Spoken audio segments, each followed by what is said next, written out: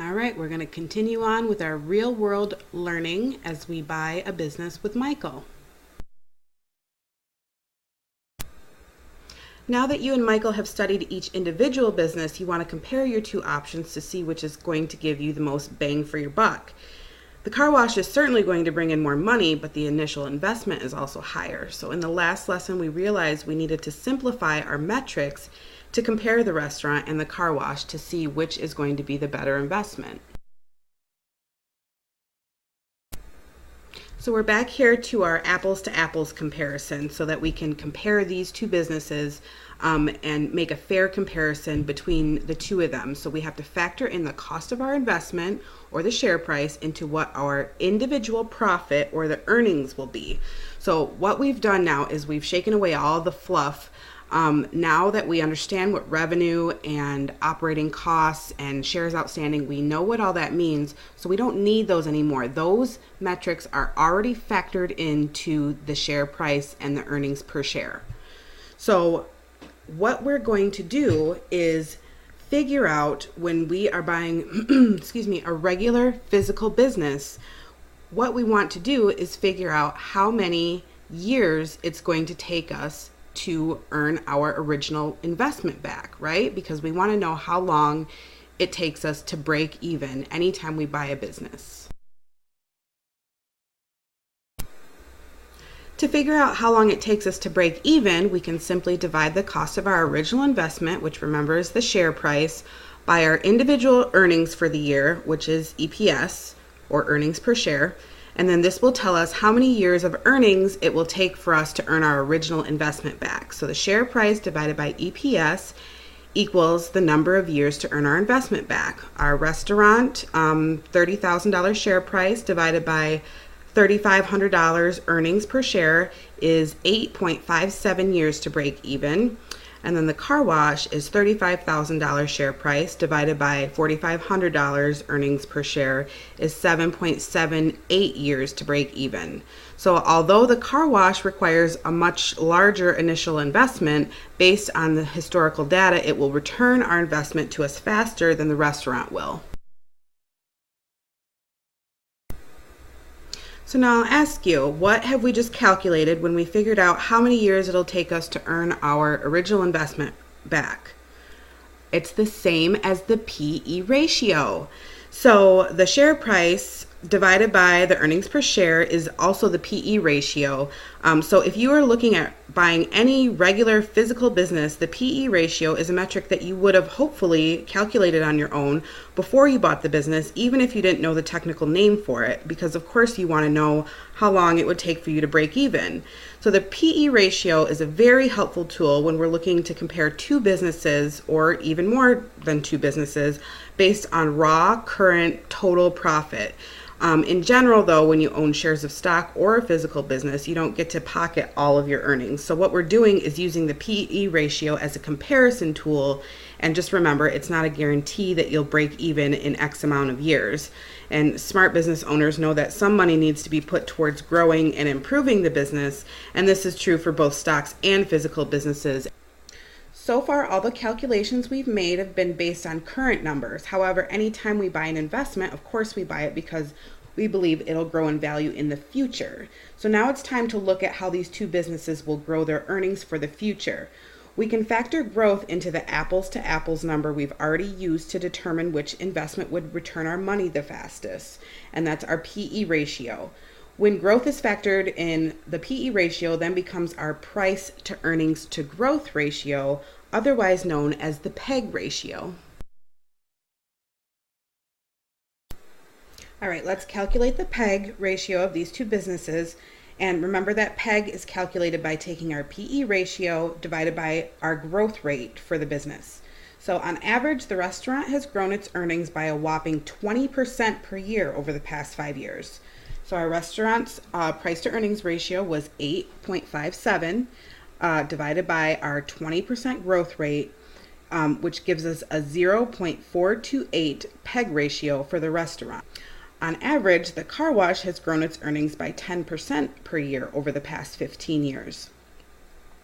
The car wash had a PE ratio of 7.78, and we divide that by our 10% growth rate, which gives us a 0.778 PEG ratio.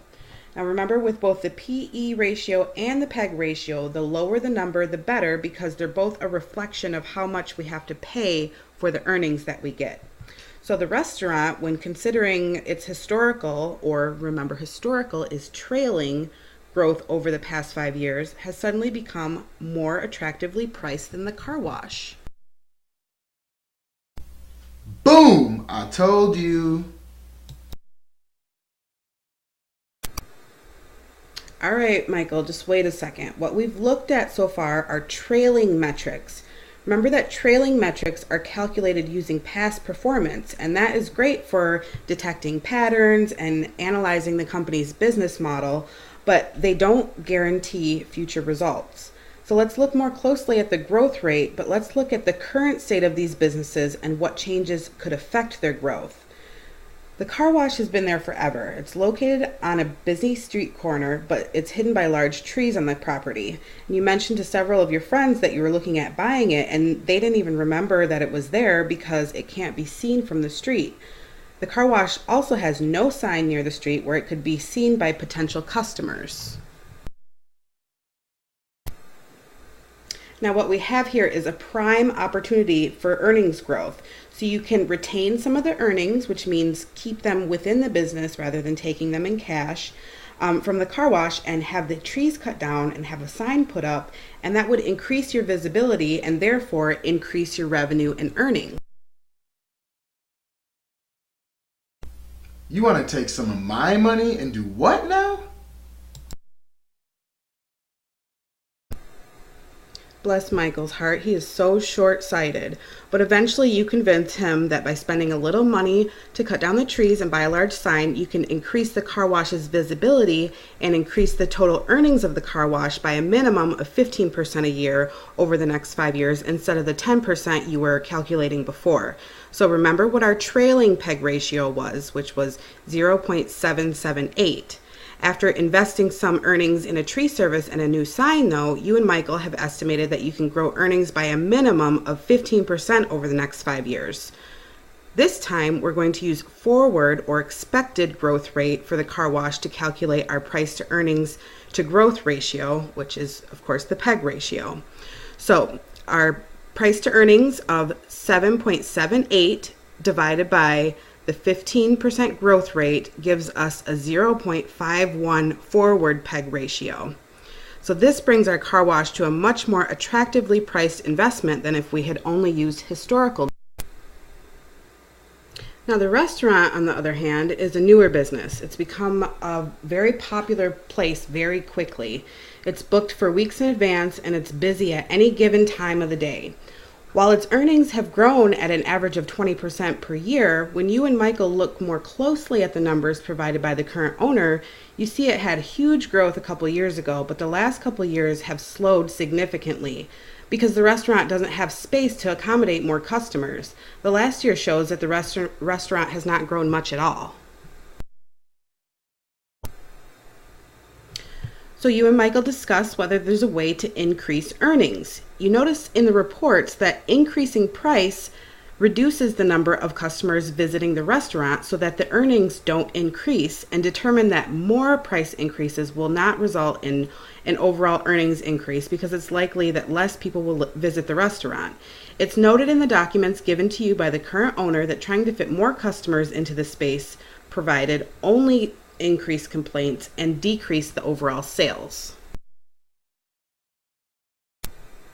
So how can you grow earnings for this restaurant? You could build an addition, but after some quick math, it's not really realistic. It's going to be far too costly for the profit it'll bring in, because with more space and more customers, you'll have to buy more food and hire more staff, which is expensive, and it will significantly increase your operating costs.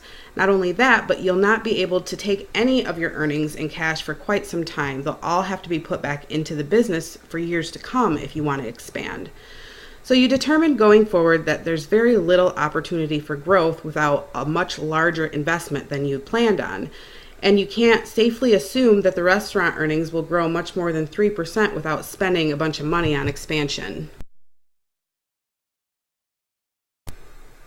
Remember our trailing PEG ratio for the restaurant, 0.428, but this was using the trailing 20% growth in earnings, which you and Michael have determined is not realistic for the next 5 years. Using your forward growth rate of 3%, the new PEG ratio is 2.86. So our PEG ratio for the car wash is once again much more attractive than the PEG ratio for the restaurant once we look at what's realistic in terms of forward earnings growth. Our car wash PEG ratio is 0.476 and our restaurant PEG ratio is 2.86. After some further discussion, you and Michael come to the conclusion that the restaurant is not the right investment for you. The business itself is unpredictable. This restaurant is really popular right now, but by next year, people could find a new hot spot and your investment could tank. Not only that, but if you bought the restaurant, the growth of your investment looks less than promising. Since it's already grown so rapidly, it doesn't seem to have any room to grow further without significant costs that would keep you from being able to see any of your earnings for years to come. It also sounds like a ton of work, which I'm allergic to. Another conclusion made is that the most expensive part of the operating costs is the manpower it takes to keep the business running, including the manager, the wait staff, and cooks. When you decided to invest some money together, both you and Michael had assumed it would be a more passive investment, one that wouldn't require a huge time commitment to manage the way the restaurant will demand.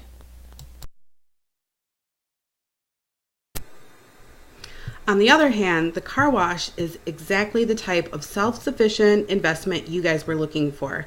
The business has been growing slowly but steadily for many years, and you haven't discovered any reason why it wouldn't continue to do so. It'll grow without putting in a ton of time, money, or effort into it. Since there is an obvious opportunity for growth, however, you and Michael do plan to reinvest a small amount of your earnings into it by cutting down the trees and putting up a sign to increase visibility, which is highly likely to grow your already stable return. You'll be able to monitor your investment with a much lower time commitment than you would need for the restaurant. So here we are again. Owning stock is owning a business. These valuation metrics, when applied to a real business rather than a stock, they make a lot more sense. So the purpose of this comparison is to get you, when you're looking at which stocks to buy, to think like a business owner. So you want to think about what is the potential for this company? What are the challenges? Is it well run? Where is management making it more profitable, and how much is that profitability going to cost? Does it have a lot of room to grow? Will earnings slow down? Can you collect profits now, or will earnings be put towards expanding the business? These are things you want to know when you buy a company, whether you own it in shares of stock or you're investing with a friend. You won't have to calculate all these metrics all the time. As I mentioned before, you can look them up, but we just really need to get a firm grasp on what they mean for the company.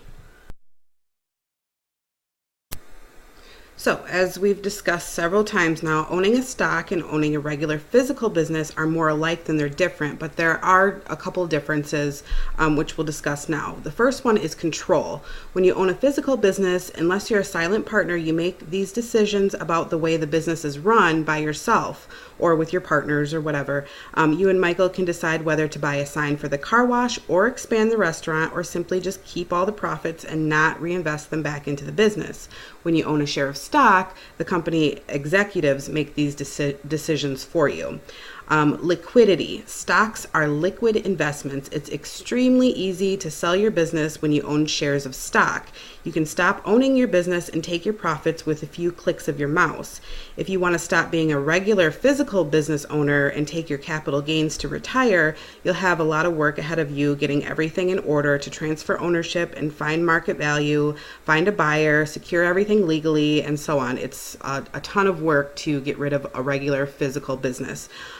So it's very illiquid, which means it cannot be quickly turned into cash the way stocks can.